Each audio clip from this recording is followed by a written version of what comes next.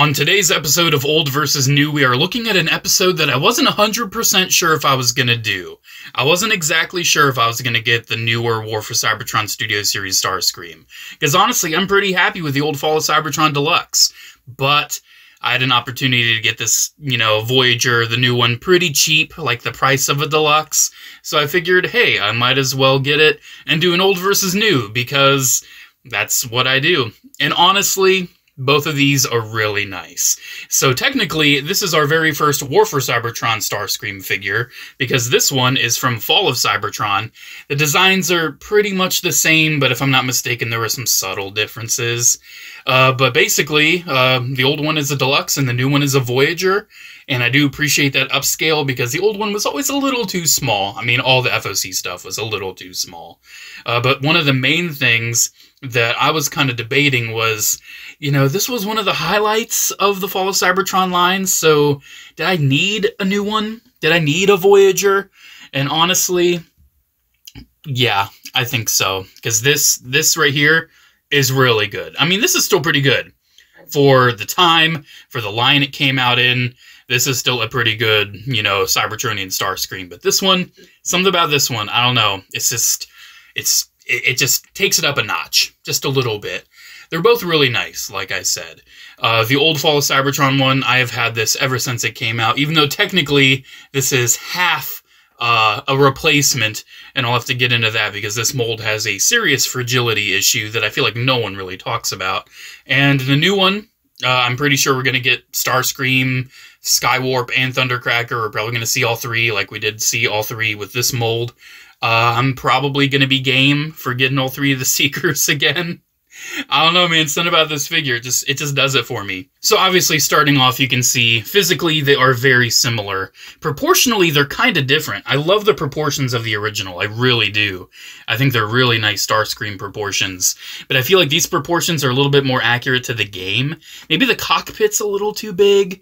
Maybe it's just a bit too big. And I do feel like the presence of red on the torso is a little bit more accurate on this one than it is on this. Because this one still has red, but it's just kind of little stripings right there. I really do enjoy the silhouettes of both, though. When it comes to kibble, they're both pretty good. I appreciate how this one has the winglets kind of fold down to kind of give it a bit more of an angle instead of just keeping the triangle on its back. But yeah, just the design itself lends itself very well to having a pretty seamless robot mode, in my opinion. I mean, you can see they're both looking pretty good. They both come with some pretty nice weapons as well. The Fall of Cybertron one came with these like cool looking Gatling things. You can have both of them like separated on one on each arm to kind of sort of represent the null rays, even though it's not the null ray from the game. But you can take this and you can combine it. You can also hold it in his hands too, but I just like it arm mounted. When you combine it, there's kind of gears, so when you rotate one, you rotate the other one. I think it's pretty cool. It's a nice little weapon to have with this guy. But that's all he came with, except if you want to remove this, you can. If I'm not mistaken, yeah, that comes off. Okay. That's one weird little detail I just remember. That comes off. And then the new one actually comes with some pretty cool accessories. So he does have a more game-accurate null ray, which I really appreciate. And he can actually hold it this time. They finally decided to add a peg where these War for Cybertron figures can hold the weapons. But if you do want it mounted to the arm, you can still do that. Has a hole in the back. You can mount it. Looks pretty cool. This time around, though, I don't think the arm has a place to store. At least not one I've found that's very obvious. Like, it has a little notch in there, but I think that's for transformation, maybe? Or I don't know. I don't know if this can go anywhere, but I'm going to say it. I say it every time. I don't really care. I really don't. What I've been doing, I just put the hand in the melee weapon if he's not using the melee weapon too. But he does come with his melee weapon, his cool mace, which is looking very nice.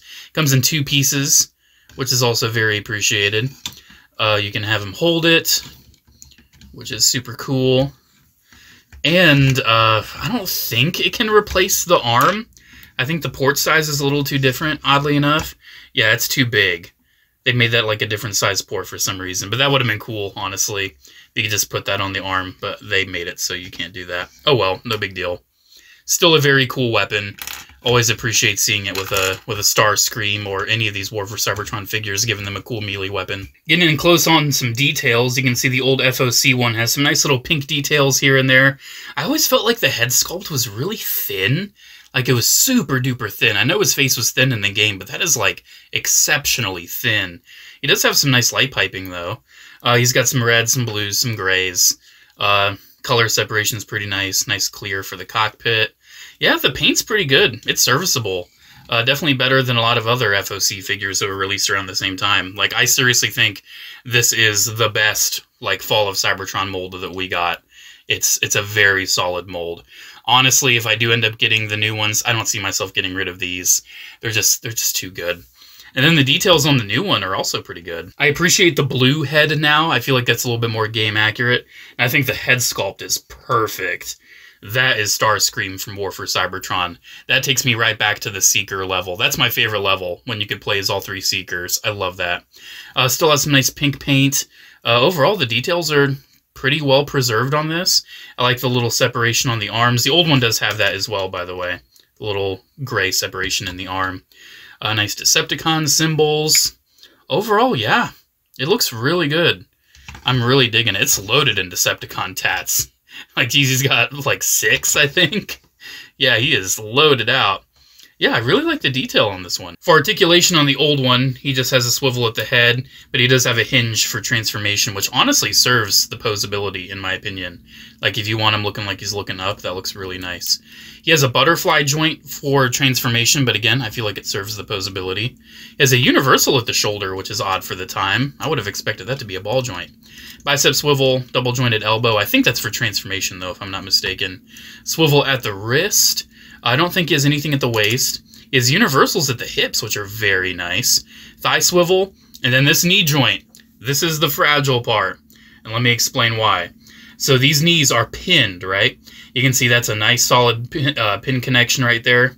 On this side, this blue part with the little spike that kind of looks like Sonic the Hedgehog when he's in his little ball form, it is only attached by this little tiny bit right here. That's the only thing attaching it. So if you leverage it by, like, moving the knee down by the foot, that's just going to snap that clean off. So if you ever move the knee joint, you have to move that along with it.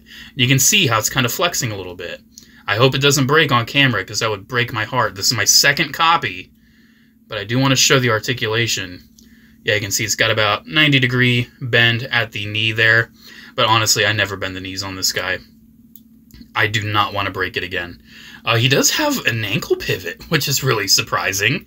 Really appreciate that. And a little bit of a toe joint as well. So honestly, for a deluxe from, like, what, 2012, 2013, this is a really nice deluxe. I would say out of a lot of these old versus news, this is some of the toughest competition yet. The new one is bringing the heat, though. I think this new one definitely has some good stuff going on with it. So the ball joint at the neck does allow for very nice upward motion, which is very good. It does have a little bit of down as well, and the ball joint just kind of gives you your standard range. These little shoulder pieces can move in and out for transformation, but they also serve if, you know, they're in the way for articulation. He has universals at the shoulders. Bicep swivel, still has a double joint at the elbow, which works very nice. Still has a swivel at the wrist. He now has a swivel at the waist, which is very good. His hips are super nicely posable. Like, they move really nice. Still has a thigh swivel. His knee joint isn't going to absolutely break on you right away. Actually moves a little bit further than 90, which is really good. And this panel keeps wanting to pop out. I don't know why. Other side is perfectly fine. This side, I think it just hates me because I'm filming a video. But down at the ankles, he still has a nice tilt. And he doesn't really have toe articulation. It pretty much just folds in for transformation. But yeah, still have a nice ankle tilt. This is essentially just the old figure, but, you know, one-upped. It's just, I feel like they looked at the old figure and they were like, okay, how can we just improve it here and there? And I think they did a really good job at doing that. I really enjoy this new Voyager. It's so nice. You can adjust the wings on the back, too, if you want. Just figured I'd say that. Alright, it's transforming time. Let's see if I can remember this. I haven't done this one in a long time because I've kind of been scared to break it. So I know these straighten. And I know he's got a big old series of hinges. Big old series of hinges back here. We do want to rotate the head. because the head is going to be flush against all this back stuff right there. Then that will straighten out and all tab back in. Looking nice so far. We'll take this, swing this around. Oh yeah, the arms. What happens with the arms? This is where they kind of like tuck in, right? They just kind of tuck in all nice. Nice and good. Oh yeah, and the shoulders. They've got like these little blades. And don't they like feed in with each other? Isn't that how that works? I think so, yeah. Then the arms will tab together. Just down there. This is a very nice, easy transformation in my opinion. I love me a nice quick transformation. Alright, arms are just down there. And then the legs, we will flip this back. They will tab in right there. And thankfully you don't have to bend the knees for the transformation, thank goodness. And last but not least, flip out the nose cone. And there we go. There is our Fall of Cybertron Starscream in his jet mode. And he is looking very nice. He does have a bit of a exposed head going on. I wish they would have figured out a way to hide that, but overall, yeah, this is a very successful version of his FOC jet. We can take this, and I think actually the reason why this comes off, now that I think about it, is because we have 2 ports there and 2 pegs there. We can actually put this on top. Yeah, they did that intentionally. That's why. Can you put this back on the top? You can if you want, I guess. Kind of gives it the G1 Tetrajet look, honestly. But yeah, you can put that up the top if you want. You can put them under the wings if you want. You got options. It's nice. You can angle the wings too if you want to for some reason. Yeah, it's just a very solid jet mode. I really enjoy it. Alright, the new one kind of takes it and it moves it in a more advanced direction, shall we say. Alright, I did this once without instructions. Let's see if I can do it again. Alright, so I think the torso kind of comes apart similarly, right? Yeah, it's all kind of like on this big assembly. I know these do a little rotate me do and a hinge me do. There we go. So we'll hinge those back and then we're going to rotate them near the end. These winglets can rotate around and form the little triangle pattern that's going to be around the back. Those we can kind of start rotating. Let's see. For the longest time, I thought that the head fit through the hole right here, but no, the head actually goes into the cockpit, and I think that's pretty ingenious. So the neck is actually on this additional hinge, so we straighten that out. Then we get that all flush into the cockpit, close that up, looking good. And then there's a hinge here too. We want to make sure we do that so we don't pop these little shoulder pieces off. Alright, and then these are on little double hinge-me-doos. The arms, interestingly, they don't go around the back this time. They actually kind of stay up front. So these, we take them on their double hinges. I remember this. On their double hinges, we'll take them and we'll have them meet in the middle. That's what we'll do. Because there's a tab right there. Have those meet in the middle. And then I think they tab somewhere. Oh yeah, those slots in the arms I was curious about, they slot right up in there. That's where they slot. Alright, so with that taken care of, then we will move to the legs, I guess. I know these little winglet things we want to flip out. The toes we want to flip in. Then he's got these panels that were kind of coming undone earlier. Pop those out. And then his legs kind of pull a Combiner Wars collapsing motion. And they're on these hinges. And they collapse in on themselves. You can see where it'll slide in just down there. And then that will meet in the middle. I actually kind of like how these panels meet in the middle and tab into the thigh. This kind of makes it feel a little bit more solid and stable. Come on. Come on. Come on, leg. Come on. There we go. He is kind of tight. He's definitely a tight figure, but I would rather have a tight figure than a loose figure. Alrighty. We're close. We're close. We're going to take this whole assembly, flip it around. These will slot into the legs back here. Just like so. And then fold the wings down. Make sure everything's all straight. I think so, pretty much. Let me do some final touches. Alrighty, and there we have it. Here's the War for Cybertron Starscream in his jet mode. And that is also looking pretty slick, in my opinion. I'm really liking that. He is definitely having some exposed hand head stuff going on down here.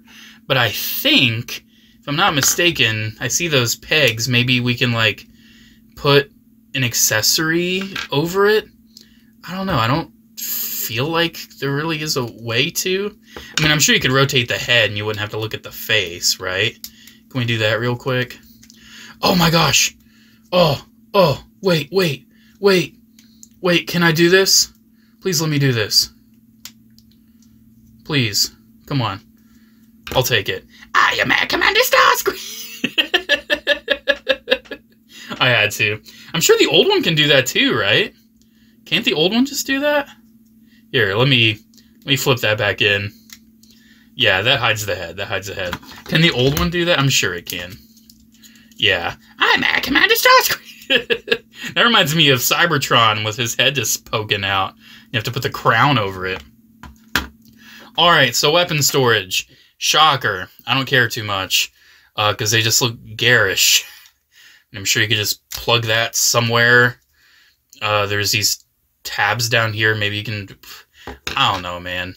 People in the comments were always like, oh, you could actually, like with my Windblade video, someone was like, oh, you could... I think I had like 3 or 4 people tell me you could put it in between the feet, and it's like, it's neat, not too bothered. It's just like, oh, it's kind of cool. You can put that there. You can blah, blah, blah. The only reason I was really interested with this one is because for the longest time I was curious why you could remove this in the first place. So, yeah, that's why. If you do look for this figure secondhand, make sure it's not missing that, by the way. That's often missing. But yeah, I'm just going to leave those off. Alright, let's compare the jets. So, honestly, you can see they're both kind of proportionally very different. This one's a lot longer. They both look good, in my opinion. I think they both look pretty accurate to the game. Like from the back, you can see the big old thrusters. This one does have ports on the back, so that means you can put blast effects, which I think would look really cool. Yeah, I think they both look nice. I think they both do a good job of accomplishing the Starscream they're trying to be. And if you're deciding which one to get over the other one, I don't know why I'm talking like this. It's honestly up to you. You want Deluxe or a Voyager? Do you want one that's kind of fragile or pretty solid? Do you want one that's, you know, older or newer? Do you want... I don't know. It's up to you. I personally would recommend the new one. I personally would. I just think it's a little better. It's essentially... It's kind of like Earthrise versus Classic Seeker. You know, that was also a Deluxe versus Voyager thing, where I feel like they just took this and then made it bigger and better. I feel like that's kind of what happened here, and I think that they did a really good job of doing that. I love both of these. I'm really loving all the Starscream love that Hasbro's been giving us. We've been getting so many Starscreams lately. It's ridiculous. Look at my old versus news. Look at how many have been Starscream. And I'm about to do the Armada one, too. I don't have the original Armada, but I'll do, like, the old Thrilling 30 Deluxe versus the newer one. I took a while to get it, but I finally got it. Yeah, loving the Starscream love. Let me know down in the comments what you think. Which Starscream you think is better.